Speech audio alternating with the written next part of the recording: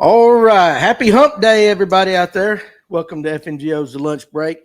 Glad you guys could join us today. I know it'll take a few minutes for some of you to get on, but I see a couple already out there, Doug Rice and Tyler Shelnut. What is going on? Wednesday, the 24th. It's almost October. It got here that quick. It's like the older you get, the faster time flies, for sure. Got a lot to talk about today. Hope you guys are bringing the comments and everything. Going to do something a little bit different. Going to give you a little bit of industry news. What's up, Atlanta Outdoors? We are fast. There you go. And we're going to recap last night's Livewell, which I thought was pretty good. When we talked about, how we would fish if forward-facing sonar had never been invented. Am I hunting today? I don't know. Maybe this afternoon. I don't know. I got like enough emails that I need to do and conversations I got to have to keep me busy for about 2 weeks. So we'll see what happens. But anyway, glad you guys are here. Yeah, it was a good show last night. Pretty cool to be able to fish while you're listening to that. We appreciate that. Anytime you guys listen to us, it means more than you know. So a couple things. And again, like I said, it's going to take a while for everybody to get on because most people are at work. But Pontoon Jody, how's the fishing? Did you fish last night up there in Tennessee? Did you get on them catfish? Did you figure out how to cook cornbread? Right? What's up, Justin Ortiz? Anyway, let's go ahead and a couple things real quick. The Sester Benefit Tournament on Lake Notley this Saturday, $100 entry fee going out of Devers. It's for the Sester family who lost everything in a house fire. We want you guys to, if you're in the area and you can participate, definitely do that. Fish is a Hope. And make sure you get with those guys too. Follow them on Facebook so you can take part in some of the events they do. They're great people. Absolutely fantastic people. Let's see. Going to make some chili cornbread and rotel dip for the Georgia-Alabama game this weekend. And listen, it's going to be a hell of a week of college football. Absolutely, it's going to be a great Saturday for college football. If college football is your game, this Saturday is about as good as it gets. There are some absolutely monster games on this weekend. So caught my first trick shad fish, a gar in a kayak last night. Was it on my bingo card? No, and I wouldn't have thought about that one either. But, gars come out of nowhere. You never know when one of them boogers are going to show up. But I want to go ahead again. Now, listen, registration is now open. Pre-registration is open for the December 6th Toys for Tots tournament. Again, going out of Laurel Park. Big Shanty Bassmasters and us here at FNGO, along with a host of sponsors that will, to be named, are going to put the event on again this year for the Pickens County and Hall County Toys for Tots. All right, last year we had 98 boats. We want to make it bigger this year. But you can pre-register now, and how you would do it is you can either come in here to the shop here at FNGO, Fish North Georgia, or you can call or text me, and I can take your payment over the phone, or we can do it Venmo, PayPal. There's ways to do it. You're going to blast off in the order of which you have paid. So if you want to be first, you better get in touch with me. It's $80, $60 going to the pot, $20 to Big Fish. The first place prize, though, is guaranteed by sponsors, $5,000, and then they will figure it out, depending on the number of boats, as to how many spots they will pay down from there. Also, there'll be food and raffles, everything like that. If I wasn't on a diet, I'd make pig shoots.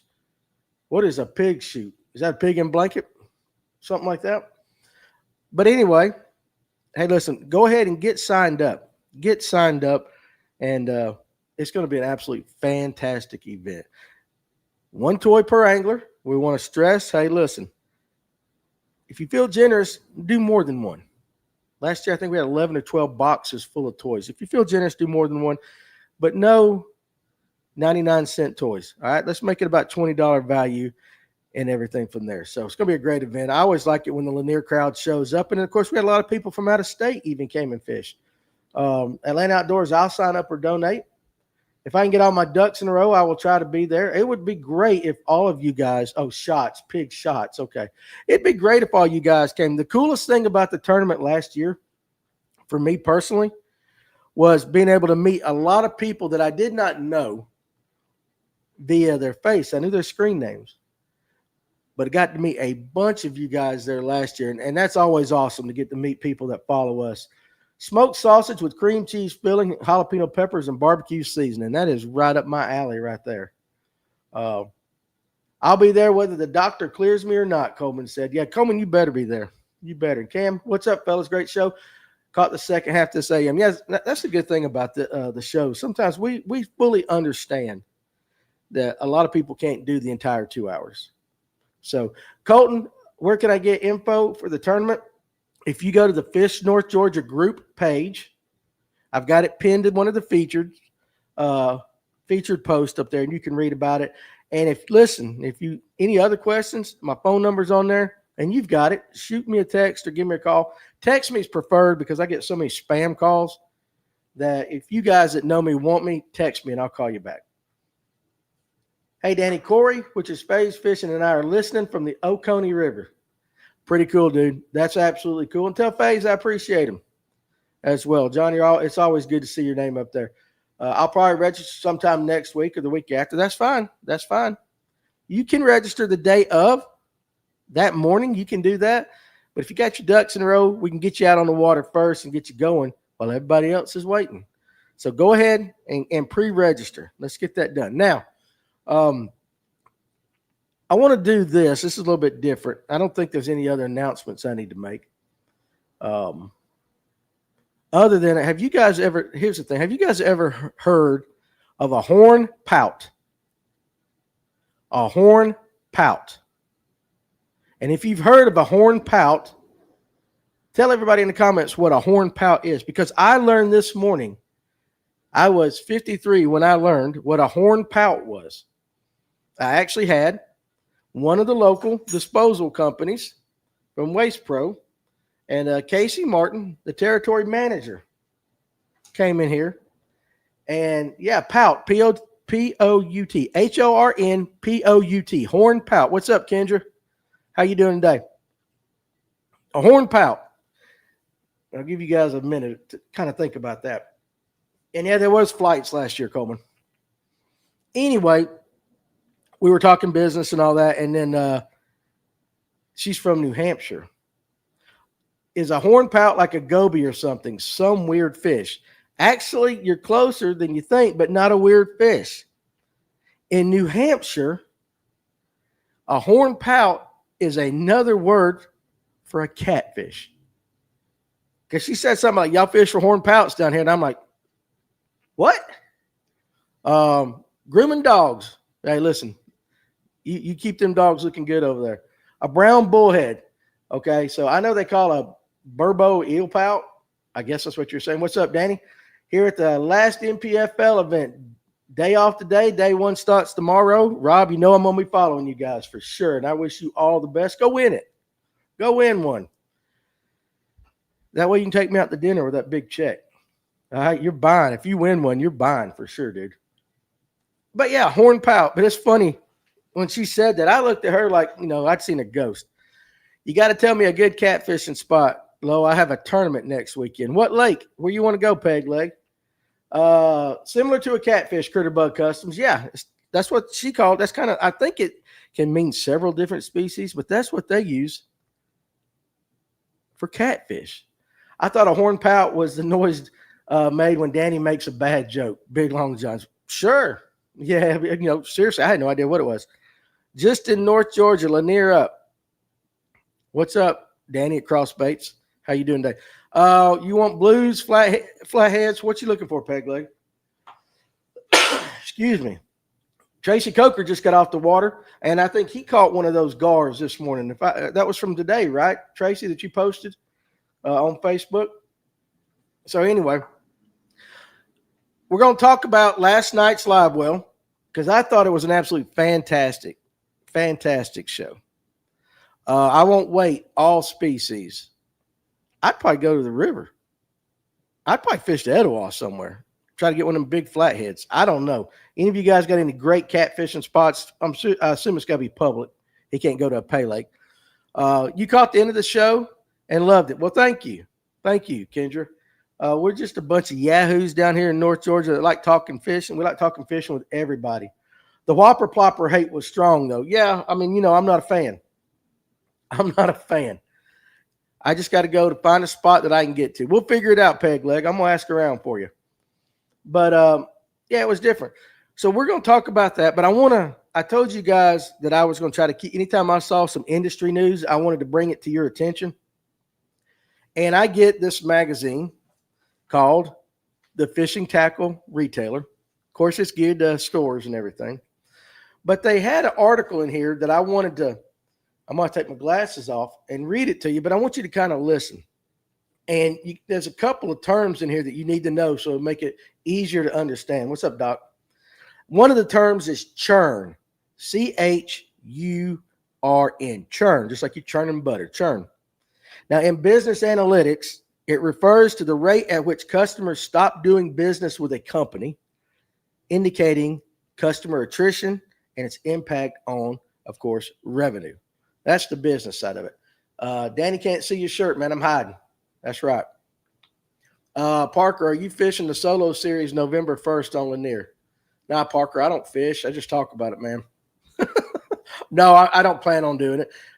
First week of November, hopefully I'm in Kentucky. With my buddy Doug up there.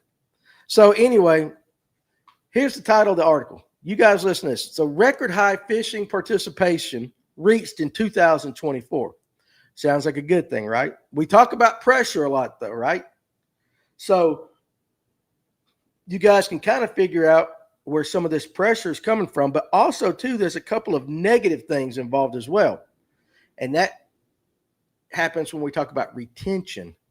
But I'm going to read you just a little bit of it and some of the facts that they've got out here. Kind of put it in your mind and kind of think of the industry as a whole. All right, Danny, don't do that hand motion. Good Lord. All right, I know where your brain's at. So let me read this, okay? I don't want to drop my glasses. The post-pandemic surge of fishing participation continues to get record numbers on the water. But data from the Recreational Boating and Fishing Foundation's 2025 special report on fishing finds churn, again, that's the rate at which people stop supporting customers, companies and stuff, finds churn continues to pose a significant challenge for the industry. Pretty weird.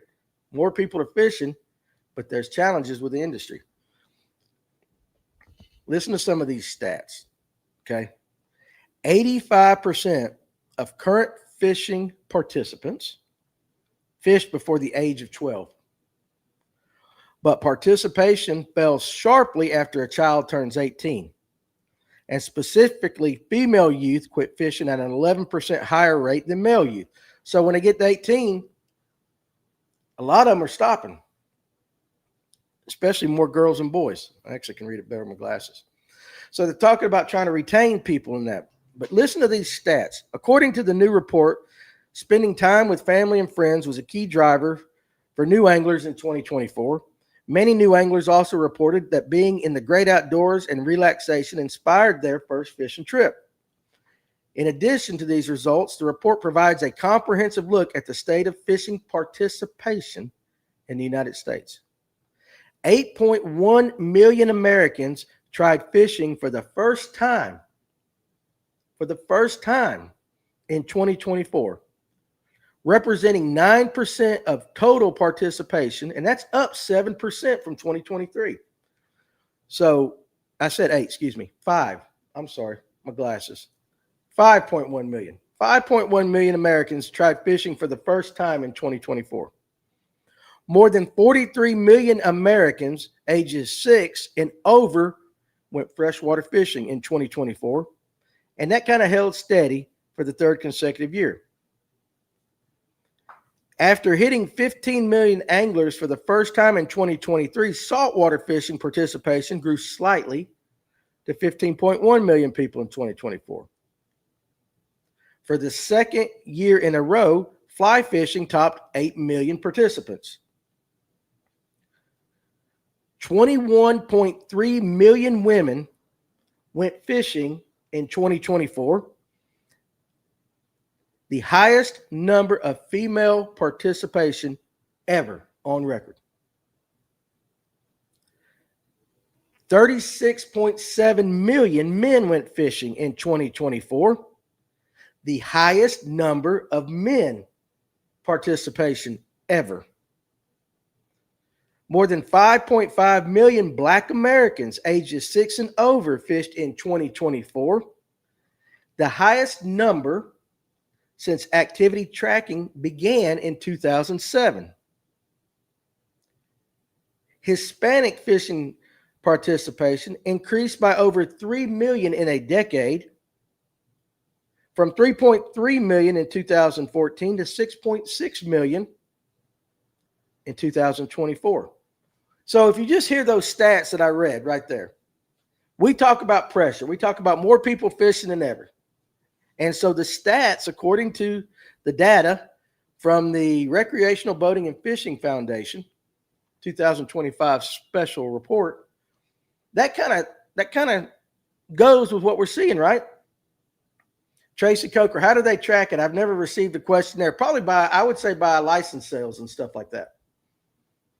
I would say probably about that. And Kendra says, curious, how are they tracking those under 17? They do not require a license in most states. Not really sure. I'm just reading you the stats. Not really sure, but those are all good, valid questions.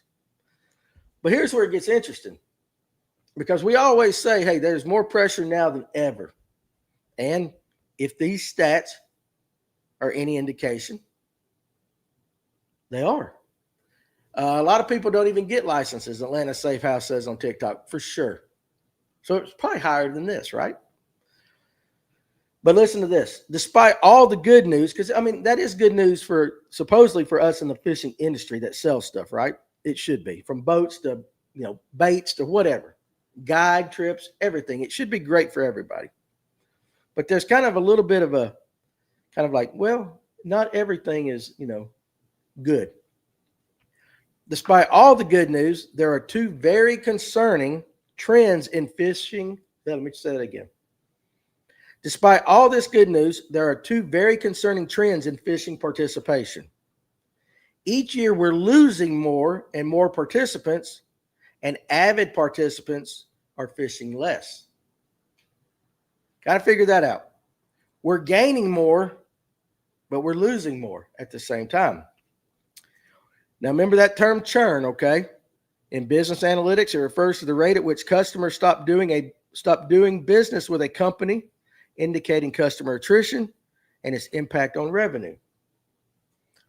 In 2024, fishing lost 16.6 million anglers, which is a negative 23% churn rate, versus an 18% churn rate 5 years ago and a 12% 10 years ago. In addition, participation among more frequent anglers has gradually declined since participation tracking began in 2007. Now, this is kind of shocking to me right here. Kind of shocking. Just 32% of all anglers fished once a month or more in 2024, down from 37% a decade ago. And then they go on and start talking about, there's some psychology of churn and all that to kind of figure it out. So while it seems like we're gaining more in a lot of areas, we're losing more at the same time. Now, it does not go on to say anything else, but you can read the full report, and I'm going to look at it after the show sometime this afternoon. If you go to takemefishing.org, Take Me Fishing, there's no spaces in between that, takemefishing.org/special report, and you can view the full report there. This is just some of the highlights of it. But I found it interesting when I was reading that for you guys to understand. Now, listen, I mean, basically, more guys are fishing than ever, more females are fishing than ever, more blacks are fishing than ever, more Hispanics are fishing than ever. But with females, when they reach the age of 18, they're 11% more likely to never fish again or to get out of it than males are. And we lost 16.6 million anglers, which is a negative 23% churn. Again, I know that there's some interesting things. What do you guys figure is causing that? Why do you think we're losing more anglers at the same time that we're gaining more anglers? Now, in the comment section, I think since COVID, activities have shot up. Before I left working in golf, women and couples playing together skyrocketed. You have to take into consideration that the population of the country is increasing substantially every year. Sure, sure. The price of fishing, Big Harry Bowles says over there on TikTok. The price of fishing, Tyler says over there. The ones just getting into fishing probably get disappointed too often because they may not know how to really catch them. I don't know for sure. Imagine the female participation drop is when young they are fishing with dad, and at 18 they head off to college to do other things. There's all kinds of possibilities. High school dads too. I just found it interesting. And I'm going to read the full report. But one thing I can say, it just kind of does echo what a lot of you guys are saying when we're talking about how tough fishing is. When we actually get into specific conversations about why the bite is tough, why we don't catch them like we did 3, 4, 5, 6 years ago. The word fishing covers a very broad spectrum. It does. And again, this is not specifically bass fishing because they talk about it like fly fishing. Again, for the second year in a row, fly fishing topped 8 million participants. I don't know. Cost of living too high, forced to work instead of spending quality time on the water. Well, I get that, Justin, but the participation is up. See, that's the big thing. We talk about those 16.6 million anglers that have left, but 9% more Americans fished in 24 than they did in 23. 43 million Americans aged 6 and over went freshwater fishing in 2024, holding steady. After hitting 15 million anglers for the first time, saltwater rate went up slightly to 15.1. 21.3 million women went fishing in 24, the highest number of female participants on record. 36.7 million men went fishing, the highest number on record. The 5.5 million Black Americans ages 6 and over, the highest number since they started recording it in 27. So it's like, it says, it's really weird. It says there are more people fishing than ever, but the churn rate, and again, now you got to understand too, such a decrease in outdoor activities, sitting behind phones and computers, absolutely. But the thing, this being a fishing retailer magazine, that churn rate, that is geared to us business owners, because that is 16.6 million less customers. And so that's why that's why these reports come out in this retailer magazine. So it is concerning. It's kind of, how do we play this, as a shop owner? And I can tell you this right now. There's tackle stores popping up all over North Georgia. All over North Georgia.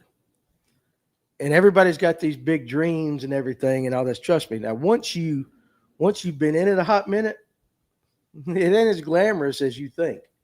The margins are awful, especially in the bass world. The profit is not what everybody thinks. And so I'm curious to see where these companies will be 2, 3, 4, 5 years from now. Now, again, our focus on our business model is these cameras and the TV show and our social media and everything. And the tackle store is just one small part of our entire business model. But if you're just a shop only, how's that going to affect you losing 16.6 million potential customers?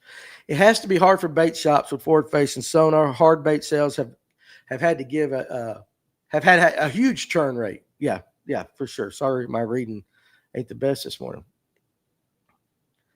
Tim Hancock, I've seen 100 tackle stores, bait makers come and go in the last 50 years. Longevity is rare. And if you honestly, if you pay attention, the ones that last have an alternate business as well. And I'm just going to throw out, let's just say Hammond's has Hammond's boat storage as well. So when the bait sales are down, maybe they can lean on the boat storage. Dugout has Kennesaw Baits, wholesale side of their business and all. But those are two that have been around for a long time. But that just, when you guys are hearing the numbers on participation, a lot of you guys are thinking, wow, it's harder to catch fish for sure. And that's legit.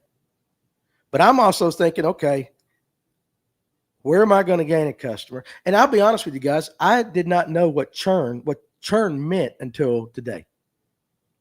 And I try to learn something new every day. And now I've got to look and go back and think, how many customers used to come in here that I don't have anymore? Why? And is it because they don't fish anymore? Or is it because they just don't like what we have or whatever? And there's all kinds of possibilities. All kinds of possibilities. But now I'm having to think of this in a different light. And I want you guys to kind of think of that as well. Think of the people in your inner circle. In your inner circle. I can tell you back when I was a teenager, 20s, we all fished. It's like everybody I hung out with fished. Now, we might not have been on Lake Lanier in a bass boat fishing, but we were hitting every farm pond. We were catfishing at night. We were doing all this. We always fished. And I think of my son's kind of inner circle. He's 23 now. And I can tell you right now that from what I know, fishing is not near as popular as it was when I was 23. There are so many other things. And there's part of this article that I didn't read where it talks about there's so many other things they could be doing. And fishing, the fishing industry is competing with those things. Used to, a long time ago, a Christmas present might be a new rod and reel for a teenager. How many teenagers do you think are asking for a rod and reel now, or they'd rather have the latest iPhone video, whatever? You know what I'm saying? I think you either need to have a pro shop and carry everything or sell online. Shop needs to be a destination. One thing we do here at our shop is we have these chairs right here. Our shop is not only a little tackle store that we are redoing. It's a man cave. It's a crisis center. It's a counseling center. It's where you hide. You know what I'm saying? We've tried to incorporate that. I got guys that will come in here and sit down and I'll talk to them for 5 hours. Now, sometimes it slows down my productivity, but I always make time and I make sure I'm going to talk to them. What's up, Jonathan? Now, Kendra says, I keep packed tackle boxes with me and give them out to any kid I see fishing. We try to do things like that. I've always heard the word churn just apply to product inventory turning over. Again, that's just the definition. What I did is I Googled it when it was in the article, and I'm like, I don't even know what churn is. So let's see what churn is. And that's what, when you Google it, that's what the definition was. Now, I'm sure there are a lot more specific. That might be the 80,000 feet term. I'm so lucky to say that I've got a local bait shop that's 50 years old and has been ran by the same family the entire 50 years. That's awesome. That is absolutely awesome. If I come to your shop, do you have what I want? If not, will you order it? I'll order it, because right now I'm in the middle of redoing all kinds of stuff. So there are a lot of things I don't have because I'm trying to transition from major companies to smaller mom and pop stores or mom and pop bait makers, middle tier, and adding some fly fishing. So we're in the middle of kind of a transition, but I'll always order it if I can get it. A question back to boiling fluke soft plastics. How long do y'all boil them for? Not very long. Not very long. If you order it, I'll come back. Yeah. See, I mean, you got to be willing to do things and go outside the norm. But I also think the biggest thing you can do as a tackle shop, as a person in general, but as a tackle shop or any business, is you got to make a connection with your customers or your viewers or whatever. And it's got to be more than, hey, a dollar bill connection. You got to be more important to me than that $10 bill you're gonna give me. And unfortunately, there's a lot of stores where you're not. You're a statistic, you're a number. We try not to do that. We don't make as much money as, maybe that's the better business model, is to make everybody, you're worth the $10 that you give me, but we try not to do that. Sometimes it bites us in the ass, but it's okay. It's okay, because I think over time you build loyalty. Fish Nerd Labs, I need to send you a bottle of Smart Soak. We finalized production and it's now for sale. 100% Fish Nerd Labs. Hey, I think Tony, I'll figure out a way to get you our address. I'd like to sell it. Ordering specific tackle makes me feel important. and it should. But I also think the second that you walk into the store is not having your face in your phone when you're behind the counter, addressing the person, talking to them, offering them a chair, getting to know them a little bit, find out how good of an angler they are, actually finding out what they, what they're good at, what they're not, what they want to learn. And if you don't know it, direct them to somebody that does. A lot of times the guys on the podcast will come up here, and even some local guys, they'll be sitting here because we're all sitting here talking, shooting the bull. My wife thinks that's the only thing I do here is talk. But it kind of is. But these guys, they'll be sitting here, John Aldridge, Jonathan Farmer. Lord knows I've seen him do it 1,000 times. Guy comes walking in. Sometimes I'll say, hey, will you go help that guy? Or they'll just do it on their own. And you talking about making me feel like proud as all get-go. Just watching these guys I hang out with, they just basically go, and they're your best salesman. Always your best salesman. And when somebody walks in for the first time, and you just got guys that hang out here willing to go help, that connection right there. That's it. We are losing connection. You probably don't have connection in a big box store. Maybe you do. Maybe if you're lucky enough to know the manager or something. But that is one of the formulas for a small tackle shop. But here we go. We got 16.6 million less connections. Coleman Jones, they need to offer sports betting on fishing. No, that ruins lives. Well, there are a lot of people that can do it responsibly. And it's like everything, though, Coleman. I know a lot of people that bet on sports that enjoy it. They don't go crazy. They're not betting their mortgage payment. They have a good time with it. Nothing wrong with that. It's just like drinking. There are a lot of people that can go out and they can consume alcohol, and they're just fine. They're productive people. And there are others that it gets to them, and for whatever reason. So I think that's in everything. You see what I'm saying? My tackle guy orders me 7-inch flukes just for me. I won't buy from anyone else because I have loyalty. And that's what it creates right there, for sure. Absolutely. So important. Not a lot of people I grew up with fished. Tyler's 19 or 20. So he's kind of giving you this. Not a lot of people I grew up with fished. I can count on one hand the amount of people I knew in high school who fished. Back in the 80s, everybody was fishing. Of course, we also had the gun racks in the back of our trucks too. It was just a different time. VG, hard baits can last for years. Only soft baits I go through fast is Cinco since they're so fragile. No need to buy many baits once your collection reaches a certain size. And that is true. That is very true. But there's always that guy, VG, that comes in here and he says, I got a garage full of pegboard that's full, but I cannot just not buy some. It's like an addiction for some people. Tracy says, I'd like a new rod and reel for sure. Of course, it's always fun to buy the newest and hottest baits, though, or just buy to try something different out. That's VG's other comment right there. We try to make it like an old barber shop of yesteryear. That's kind of, good grief. Now, I know Tim Hancock and Danny Perdue are older than me, so I know they remember. But none of you young guys probably ever remember a full-service gas station or stuff like that. It was just different. It was different. It's a different time. I asked for a cast net and a worm farm for Valentine's Day. Who wouldn't want a rod and reel as a gift? Pontoon Jody wants a cast net and a worm farm for Valentine's Day. That's awesome. What's up, Ed? Is it the economy and more private ponds decreasing anglers? You know what? It could be. It could be. Big Harry Ball says, it's BOLZ, guys, not BALLS or BALLS. Yes, right. Bowls. My drawl might make it sound like I'm saying that, but it's bowls. I use what works for me. I've got it down to like 5 lures. And listen, if you got confidence in 5 lures, you're set. I wouldn't throw nothing else. But the economy could be one thing. But if it's the economy, why do we have more people fishing? See, that's what I'm saying. I can't really say it with a British accent. Man, I can't listen. All I can do is North Georgia. You sell anything for Hobie kayaks at your shop? I'm not into the kayak game. I had some Yak Attack stuff. Most kayak people, they go to an actual kayak shop.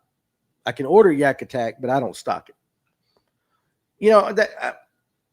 See, it's kind of one of those things, bottom line outdoors, that I'm trying to figure out. When you can say, is it the economy?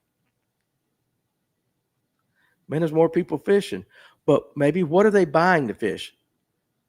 Bowls in your best Brit. Shit, man, I can't even do it. All I can do is North Georgia redneck, buddy. That's the best I got for you. What are they buying? Now, are they buying the new $60, $70 baits? Or are they buying all Yum? Are they buying Yamamoto Senkos? Or are they buying Yum Dingers? Are they buying? There is so much to unravel here. But I do know this about the private ponds. Used to, everybody had a little pond that they could fish. Forsyth County was covered up in them in the 80s. And if we didn't have permission, we'd sneak in there. But we had places to fish. I was blessed. My daddy had a pond in the backyard. He's from East Texas. There you go. We the same. Y'all's deer are a little bit bigger than ours, though. But you know what I'm saying? It's like, yeah, I mean, now all those ponds are either filled in or they're in the middle of a subdivision that's a gated community and you can't fish them. So that could be a possibility. I don't know. I'm really interested in trying to find out. For someone to get even semi-serious into fishing, it costs some serious money. And then if you don't have a boat or someone to take you, you're stuck on the bank, and that's tough. Yeah, is fishing the new golf? A lot of guys say that. I'd get into golf, but it costs too much. Fishing ain't no cheaper. I'll say this about private ponds versus public lakes. Pond fish are finicky. It depends, for sure. People here in Michigan are so stingy to let you fish their ponds, they're afraid to get sued, and that is one big, huge thing. Yes, people trashing it, litigation, 100%. Even I've heard some guys say that his homeowners or some whatever insurance, like knowing they had a lake or something around, there was something that he had to have added to his insurance for protection. Almost kind of like a general liability rider or something like that. I don't remember exactly. Tackle shops can't cost $5 more per baits also than Amazon that can deliver them the next day. Amazon and online shopping hurt small businesses. That is true, but it also, you as a consumer have to make a decision. And we know how people do this. Convenience versus connection.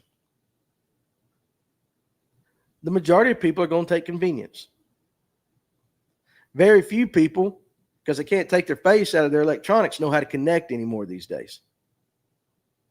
I mean, hot damn, look at young people. When they come into the shop and they're with like an older, like their dad or something like that, I would say 20%, and I might be generous with the 20%, will even engage in a conversation with you. They just don't talk. They don't talk. So I don't know. I mean, that connection part of our society, we are losing big time. Now, have I ever ordered anything off Amazon? You damn right I have. Yeah, for sure. Because I want it the next day or the day after. I'm sitting on my couch in my underwear with a bag of Cheetos and a Coke. I don't want to get dressed to go up to the store and get something. Hey, I can just order it right here on Amazon. It'll be here next day. 100%. I get the convenience. But I do try to make a point to try to connect with people. Let me ask you guys this. When I was in high school and we wore name tags. And there's still some businesses that the employee has a name tag on. When was the last time you as a customer addressed your cashier or the person making your sandwich behind the thing? When's the last time you addressed them by their name? Some of that's our fault too. The connection part. That's a little thing of the connection that we actually can control. When I go up here to the Lowe's, it used to be the IJ up here. I read their name tag. I will always say, "Have a nice day, Sue." We've lost that. I watch people in line in front of me, and I watch their interactions because I am a people watcher. And I will see them just like that is the most cold conversation. And sometimes it's a young cashier, and I will purposely engage them. I will purposely say, How's your day going? Just to see if I can get them to talk. And lots of times when you take the initiative to actually approach somebody and call them by their name or say something, not all of them, but a lot of them will talk back to you. And so we can't always expect them to start the conversation with us. Sometimes we got to do that and make that connection. And that's so important in business. If I could ever figure out how to make $1 off of it, I'd be a millionaire. I tell everybody the only superpower I got is I don't shut up. I can talk to anybody. I don't always pay the bills, right? But it is something that tackle shops, if we're talking small business, especially in the fishing industry, what's important to you? And I can ask you guys a question. What's important to you with a tackle shop when you go in? Now, Justin Ortiz, I appreciate this comment. Now, Pontoon Jody, real quick, she goes, you boil all of your plastics? I thought it was just frogs. No, not all of them, Pontoon. Occasionally, there's some fluke-style baits that you have to boil to kind of get them straightened out. This is what it means. This is what it's all about with me. Justin came in here for the first time the other day. I'd seen his name in the comments, but he actually come into the shop. We sat down and talked for a while. Other guys come in. Justin's part of the conversation. I always say, you come in, you're family at that point. I can say without a doubt that you've made that connection with this viewer. Will definitely be up there again, even if it's just to shoot the 100%. And that's what I tell everybody, which is, again, not good business. You don't have to buy something. If you just need to talk to somebody, come up here. But, it's nice if you want to spend some money. But that's the thing. And I think, well, is that part, us as tackle retailers or bait makers, is that part why some of these people are leaving? Because everybody's going to talk about cost and everybody's going to talk about forward-facing sonar and everybody can say it's this or that. But could it be the fault of us who are selling the product to you? Could we be driving you out? Like, I don't know. You never know. Could I have given somebody a bad experience here and they're like, they were just getting into fishing and they're like, well, that jerk, whatever, really doesn't inspire me to go fishing, so maybe I'll do something else. Could be. It could be you at the ramp with a young kid. Hey, take some time, talk to them, find out, can connect with people. Maybe that's the way we help our industry. I don't know. I've always asked for rain gear for the holidays that has gifts with it. Rain gear. I need some good rain gear. What's some good rain gear? You like the YouTube experience better, Messick? It is better. I know the people that watch on TikTok. You guys, if you went to YouTube on FNGO or at FNGO on YouTube, it is better. It is much better. Where's my store at? Highway 53, between Dawsonville and Jasper. And I'm redoing our online store as well right now. I didn't even have time to find on YouTube today. Well, TikTok's always a good plan B, right? A certain tackle store in North Georgia that may be new was not very personable the times I've been in there. I felt like he felt he was forced to talk. Look at Tracy Coker's very next one underneath. Danny will definitely talk to you. Hell, I don't shut up. Tim Hancock, the first time I came to your store, I put a halt to your productivity for about 3 hours. But you know what, Tim? How long ago has that been? And look, you're still here. I'm still addressing you. We became friends. Still going to try to talk you into giving me all your daggum books, so one of these days I'm going to get it. But that's how it does. Great points regarding customer relationship management with tackle shop customers. There's a shop 15 minutes away from me that carries a lot, but I drive 45 minutes away for the shop that also talks with me. We see it all the time. We hear about it all the time. Tackle shops in the fishing industry as a whole have lost the connection with the customer. Whether it's freshwater, saltwater, whatever, you name it. And the worst thing that a tackle shop can do, in my opinion, is not talk to the average guy, but if some pro walks in or some better known local angler walks in, in front of that regular guy and they start striking up a conversation with that guy, what does that do to that customer? That's one of the dumbest things you can do as a tackle shop owner. And then Kendra says, try being a woman. 100%. Honest to goodness. There are a lot of single moms coming here and they've got a teenage son or a kid that's getting ready. He's in middle school. And how do I get him into high school fishing? Well, you just, ask so-and-so. I don't know. No, that's not what you do. Well, if I don't know the answer, I tell you what, here's a couple of kids that fish for the school that I've talked to, I got good relationships with, and they can kind of try to figure that out for you. Hard to find the tackle shops where all the guys are just hanging out around talking fishing nowadays. Well, hell, Tyler, it's here because they ain't spending money. I'm just playing with you guys. We're kind of out of the way a little bit, but still, I get all those things. I have called tackle shops and they think I know nothing. Little do they know I knew way more. Definitely never judge a book by its cover for sure.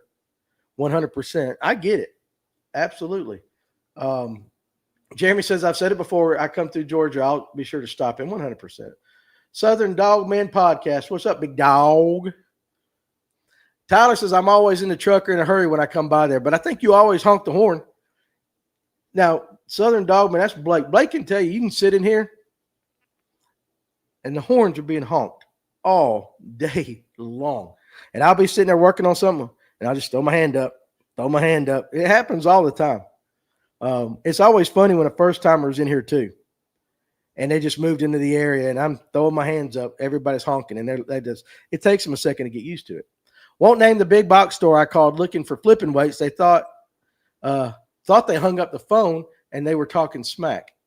That's terrible. Pontoon Jody, and now we're getting some female perspectives here. If I go in a bait store and no one speaks to me, I don't buy nothing. I think sometimes it's because I'm a woman, but guess what? My money is green just like a man's. You tell him, Pontoon Jody. That's right, girl. That's right. You tell him. Listen, you got to treat everybody the same for sure. I always try to say if Donald Trump walked through my door and a guy that was digging a ditch for $8 an hour walked in right there with him, I would talk to him exactly the same. And guys have heard me say that. I feel like I do that. If I don't do that and you're one of my buddies and you're in the shop, you need to smack me upside the head.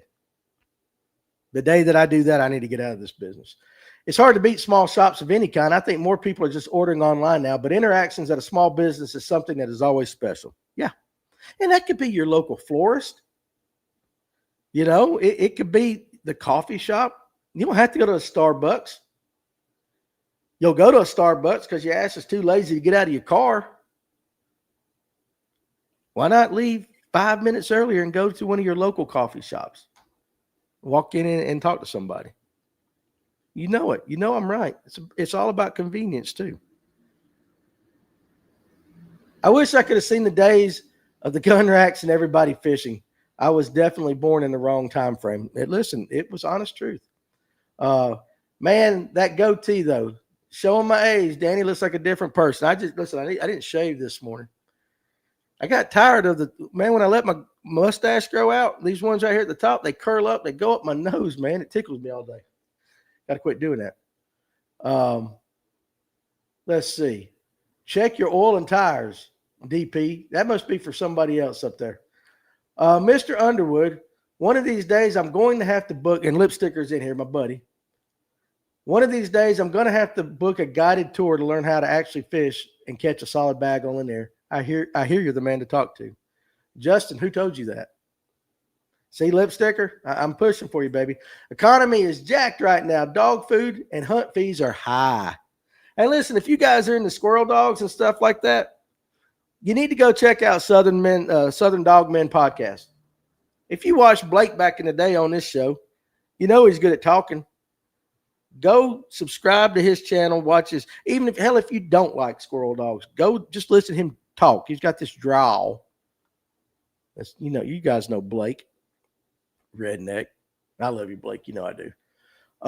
We people started leaving trash and stuff laying around too at these ponds, and owners got tired of their property not being respected. 100%. 100%. And then Danny goes, if it ends in ing, it costs money for sure. Greg says, great show last night. I always enjoy Ryan's input. We'll get to that here in a second for sure. I'm going to hit a couple more on these things. Here in Milledgeville, there's no tackle shops together like that. I know it's sad, man. And you're like me, Blake. I'll talk to a brick wall. It's the old guys who don't want to talk much. Listen at you. Keep going. A lot of you guys talking about Amazon. I'm trying to catch up. I know I'm way behind. Way behind. Fishing is a leisure, not a necessity. Y'all wore name tags in public school? No, Carson, dadgummit. I'm talking about like when I worked at like Ingalls and stuff back in the day. We didn't wear name tags in high school. Let me go call a lot of you guys. I'm missing a lot of comments. They cool cats fishing. All you guys. Our county has no small tackle shops. That's a shame. That is a shame. I grew up with them. I am going to fly and catch up all the way to the end. So if I missed your comment, type it again. The old gas station comment you made. Yeah, check your tires. Check your oil. Check the air in your tires. My grandfather had one in Johns Creek. It was the old 76. I think it was you. What is that? 70. One of them was 76. He had that. I remember that.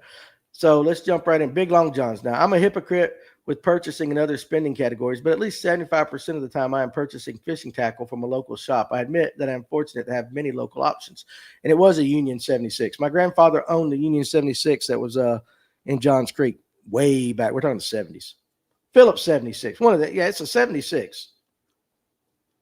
Full service. Talking about gun racks in the trucks, did you all hang squirrel tails from them too? Some people did. Some people really actually did. Back in high school, gun racks were in all pickups and no one was complaining. For sure. It's changed a lot, right?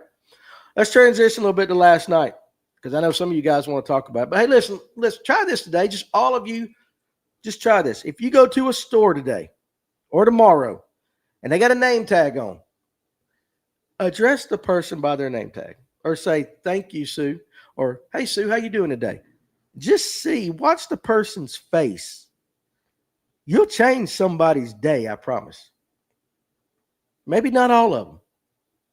You might have to do it 5 times to change 3, but just do it. Just do it because I asked you to do it. Just do it for me. Talking about small businesses, check out Jake's Lure Joint.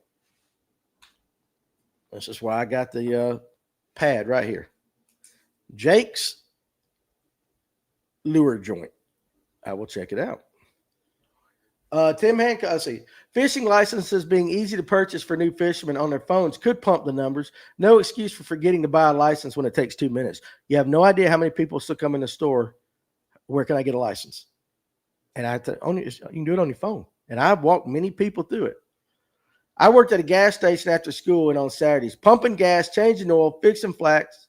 Regular gas was 35 cents a gallon. Tim Hancock is showing his age right there.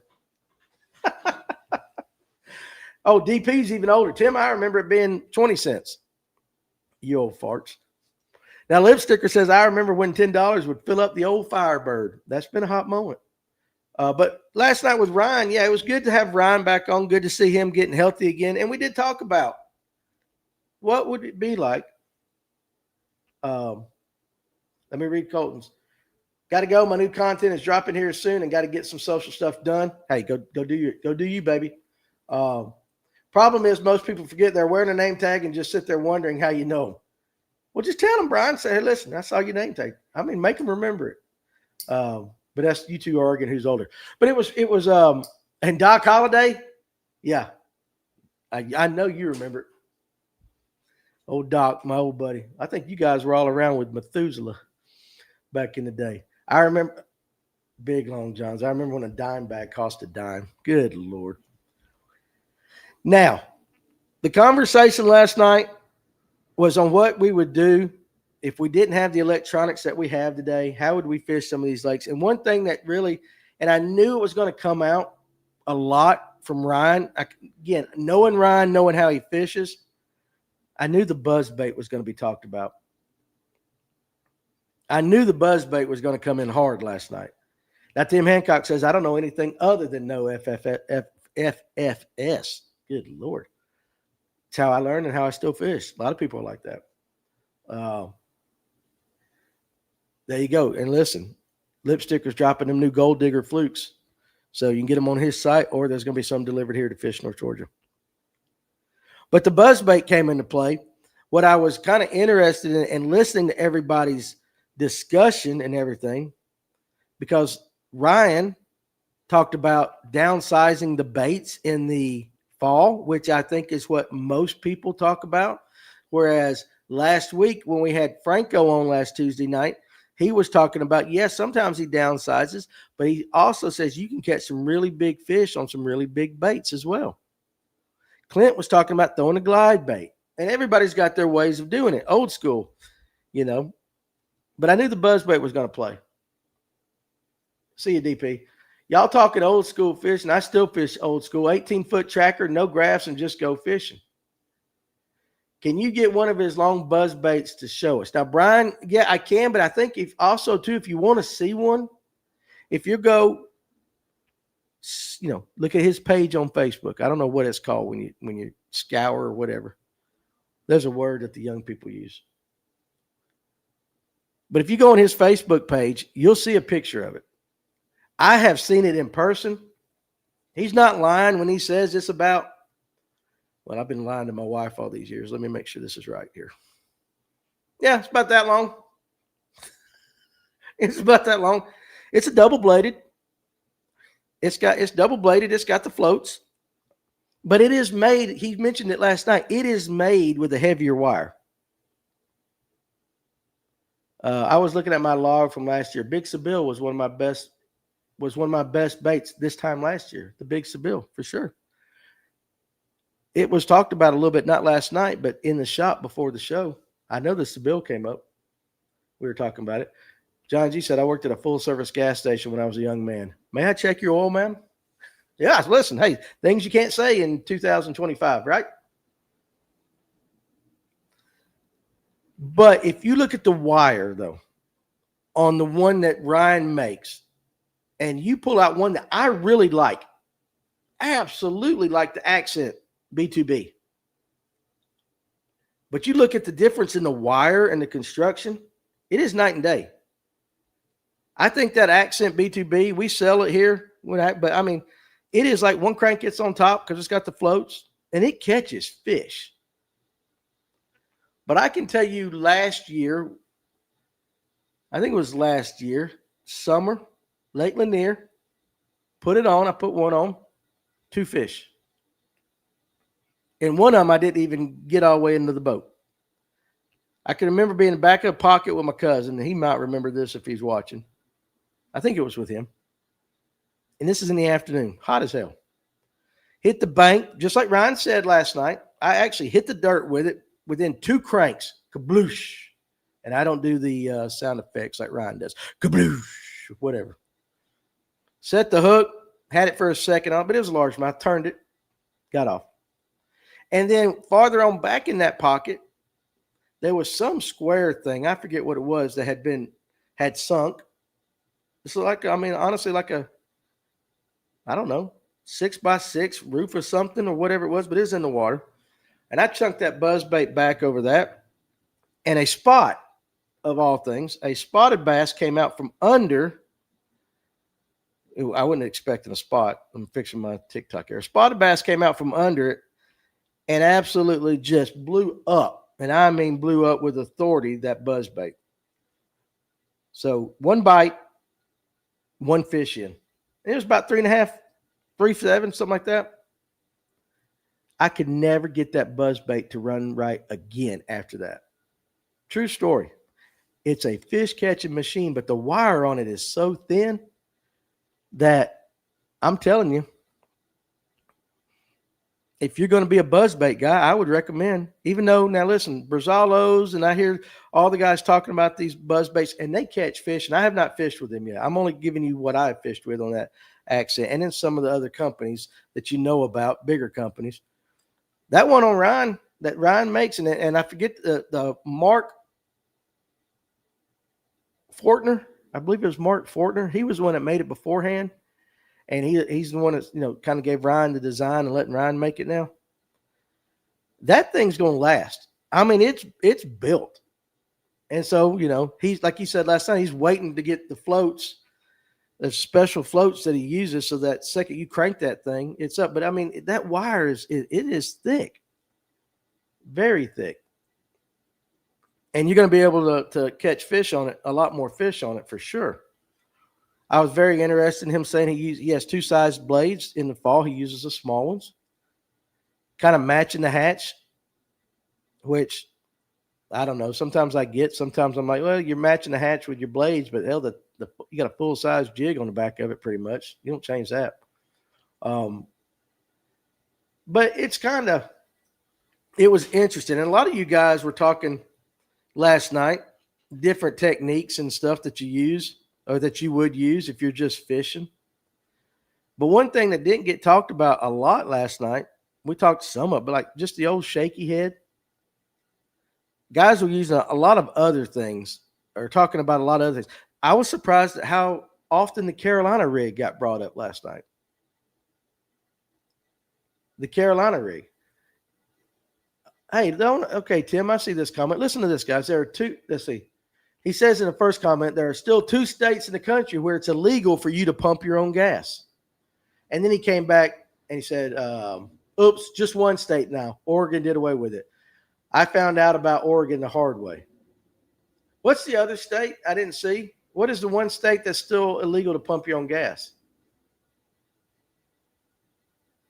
Now, Tim said he put a little video on the FNG group page about how to break in a buzzbait. And there was so many comments last night that I couldn't keep up with them. And Alex did his damnedest to try to keep up with them. But I don't know, I haven't seen your video yet, Tim, but I know you got the old trick I've seen where guys put them in front of a fan, like a box fan. I've seen the trick where guys put them up on an antenna and drive down the road. New Jersey, Brian says. Okay, so it's still illegal in New Jersey to pump your own gas. In 2025, in New Jersey, you cannot pump your own gas. Now, what does that say about New Jerseyans? What do you call a person from New Jersey? New York, you can say New Yorkers or whatever, I don't know. What do you call a person from New Jersey other than Yankee? And I'm not saying that in a derogatory sense at all. But that's interesting. I would have thought that kind of blows my mind that that's still a law somewhere. Not enough jobs up there yet. Oh, I see Tim Hancock. You put New Jersey as well. Wow. There's a couple things I've learned today. People from New Jersey can't pump their own gas, but they still get the vote. I'm just playing. Hope none of you guys are from New Jersey. I'm just playing. I think Sal Pinto is from New Jersey. He's from up that way somewhere. I'll have to ask him about that. That's ridiculous. You can't pump your own gas. In 2003, I was in Oregon and pulled in to get gas. I just got out and started to pump. And some guy came running out the door like I was stealing his car. I can't even believe in 2003 that was a thing. Last time I saw a full service gas station was in the 70s, maybe early 80s when you're out in the country somewhere. Very interesting, though. I've learned something right there. Now, of course, with fishing and the conversation that we had last night, in my mind, too, I'm always kind of thinking of a future episode or something else to talk about. The reality is we do have forward-facing sonar. Now, we talked about what we would do if it had never been invented, but the reality is it's here. Would all the guys saying they're throwing buzzbaits? Now, Ryan would. But would all the guys commenting last night on what they would do, would they do it? Like Clint, I know Clint loves the scope. He's good at it. But would Clint be throwing a glide bait 45 and down the bank? Or given the option, would he be out there minoring? And I got a feeling he'd be minoring. It was brought up about hard baits and hard bait sales and all that. It is true that the scope has changed what baits sell. It has hurt some genres of baits for sure. And I also kind of wonder because again, we were talking hypothetical last night. Are some of those hypothetical techniques that we were talking about using, have they been affected? Like, are those fish really there because we're catching them out, there's pressure out there deep, are those fish really lined up right now so that those baits will still work? What did we talk about last night, shot with buzz bait? Guys still throw buzz baits. What were some of the other things that guys were talking about last night? There was so much. I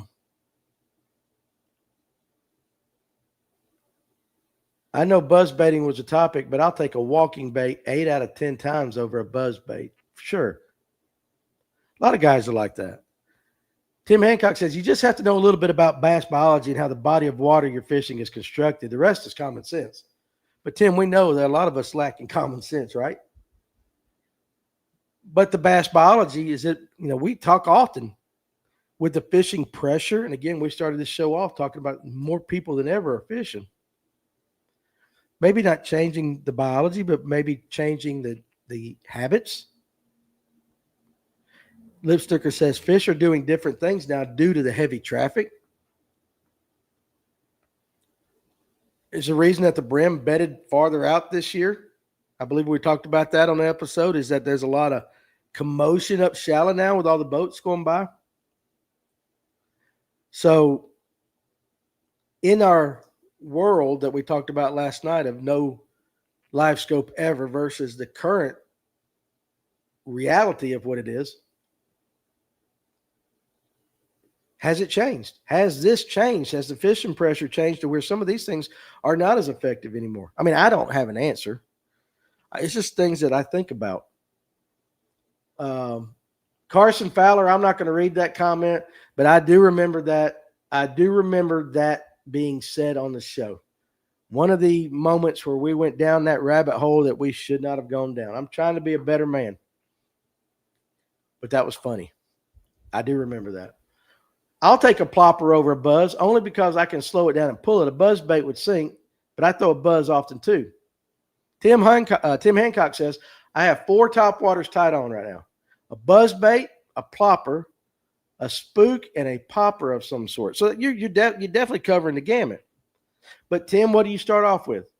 Let's say you're going fishing tomorrow and you've got a buzz bait, a plopper, a spook, and a popper. That sounds like the start of a country song. Which one are you starting off with, though, first thing in the morning? Right now, given the weather the way it is. So that if somebody's going tomorrow and they got the same 4 things tied on, and are you fishing shallow, and I assume you're going to be hitting the bank, Tim, you're not out over a hump. And I'm assuming, I could be wrong. People don't have common sense like they used to. I think people just search vids instead of to think for themselves. Listen, I think we're all guilty at some point doing that. I mean, I did search videos for how to fix that car. And my next project, and I have no business doing this whatsoever, but I think I'm going to try it for fun, is I've got a Silverado that the transmission's gone out of it. I'm going to pull that transmission out, and I'm going to find me a video on how to rebuild it. And I'm going to try to see if I can rebuild a transmission myself with absolutely zero mechanical ability whatsoever, based solely on YouTube, and just see if I can do it. Of course, I got a buddy that's got a used one if I jack this one up that I can have. Tim says, I'll alternate. If one doesn't work, I'll switch, but he's going to start off with a buzzbait shallow. And the spook will have a front runner on it. Now, Tim, when you're throwing a spook with a front runner on it, give me a percentage of the times that the front runner gets hit over the spook. Just curious. That is from me. If I rebuild a transmission, it's going to have 3 speeds, here, there, and gone. Hey, for sure. Lipsticker said, I was invited to come to Notley to fish the Fishers of Hope tournament for the Sester family. I'm thinking I'll jump in. Will be my first time fishing that lake.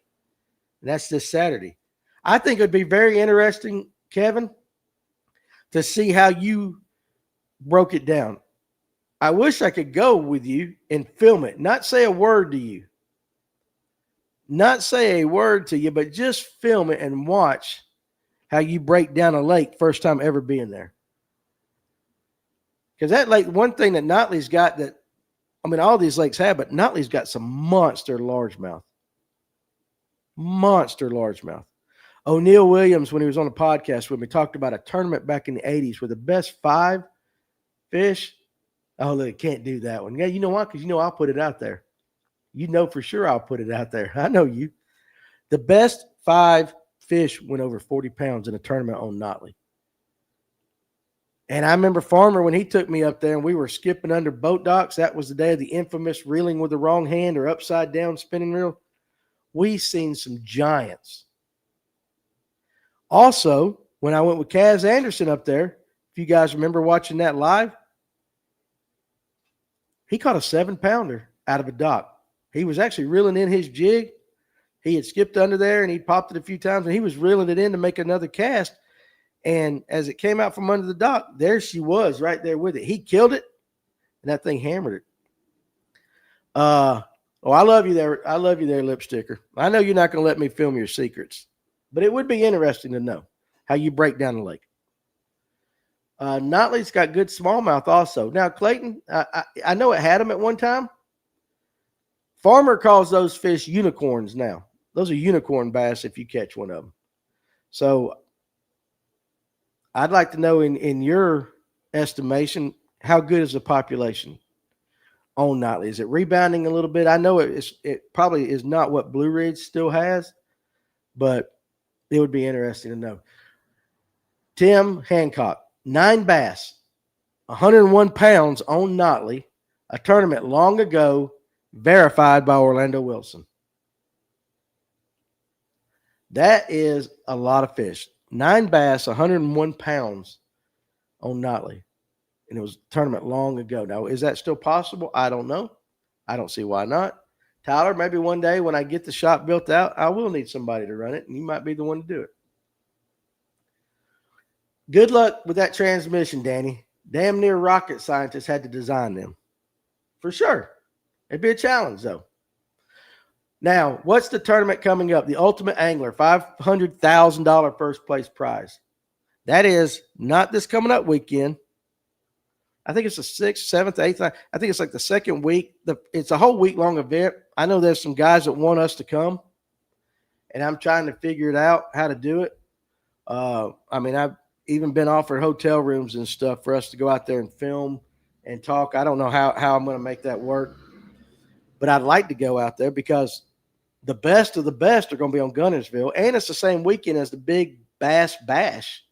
I think it's going to be crowded. But $500,000 first place prize. Some of the locals that we know, Brooks Anderson is fishing in it. But you got a ton of pros. Drew Cook from MLF, BASS, MPFL. There are some absolute hammers. They're going to be fishing that Ultimate Angler. And they're having a week-long event. Like Monday, I think they're playing golf. Like they got a golf tournament or something involved with it. And then they got a day or two of practice. They got a public day, something like that. I know Brooks' dad sent me the itinerary for the entire week. I definitely can't go for the entire week, but I would love to go down there because they have an outdoor expo as well, Friday and Saturday. So you have day 1 of the tournament, day 2 Saturday, both days with the outdoor expo. It's the biggest thing in bass fishing going on right now. And I would love to go down there. And so you got the MPFL fishing this week, their last event for the season. And then everybody's kind of that had qualified for that is there. And you're right. I believe so. You're right. No forward-facing sonar. Now, the state of Alabama really stepped up. You're not talking, Danny. That's not happening. Film would be your commentating. I'd love to come. Listen, honestly, I'd love to be able to. You guys think those bass guys are Fat Cat and Duncan? Like, I would love to be able to just sit there and talk about a tournament for 8 hours and watch that. But I'd love to go over there and see that. I do have guys that want us to come over there and do some film work because I've got many of the pros have already said if we come that they would sit down and give me a few minutes. So I think it would be pretty cool to do that, be able to go around the expo. There's nothing bigger in fishing happening that weekend. I don't care what genre it is. That's the biggest thing in fishing. But the state of Alabama stepped up big time with that first place prize money. I mean, think about that. If you won that, that's 5 events on pro circuits. That is 5 events. Why can't Lanier have something like that? Money. 100% money. It's the reason they don't have major tournaments, because you have to have these communities willing to put money. When I just said NPFL and all that, when they go to a place, they reach out, and sometimes the places reach out to the NPFL, and they have to offer money. They have to offer things. They have to offer little benefits like help with hotel rooms and all that, because what they want is the boost to the local economy. And so it's worth them to invest $20, $25, $50,000 to get this tour to come in, because they know the economic impact might be $1 million, $2 million between anglers and fans and hotel rooms and food and people. And so they're willing to invest. You don't have that right around here on Lake Lanier. When the NPFL fished Lake Lanier, not last year, but the year before, they didn't have a place to even do the weigh-in. They had to go down to the Striper Stadium close to Lawrenceville to do the weigh-in. An hour drive. What's that? Is it Green Pond Landing or whatever in Hartwell? They put out the money. 100%. So that's the biggest reason. Could Lanier handle the tournament? Yes. But they're not going to come unless somebody on Lanier is willing to put out the money to make them come, or to entice them to come. You're not going to see it. From what I understand, the local economy of a Lanier ramp that can accommodate wouldn't benefit that much, since anglers wouldn't really stay that close by. Well, let's take Laurel Park. Laurel Park's on the north end of Lanier. That's Hall County ramp. So your hotel options or your Airbnb options would be around Lake Lanier. They would be in Hall County and Gainesville, possibly Dahlonega, maybe Cumming, maybe Dawsonville. You got those kind of. So maybe Hall County can't keep all the money there themselves. Might be, for sure. And with Laurel kind of being like not dead center town, like that ramp in Gunnersville, there's that ramp that's like dead center in town in Gunnersville. Maybe that's why. But I do know it takes money to get them to come, because I've had that conversation with Big Al and Paul Benson and them before with the NPFL. That community or whatever, they've got to make that investment. And like sometimes, like this year when BASS decided next year they're not going to Florida or Texas because they're trying to change things up a little bit. I wonder, I've never asked anybody, is it because they didn't want to put the money up again this year? Or was it because they're trying to set the schedule up for the half board face and half note, whatever? They just kind of want to change it up.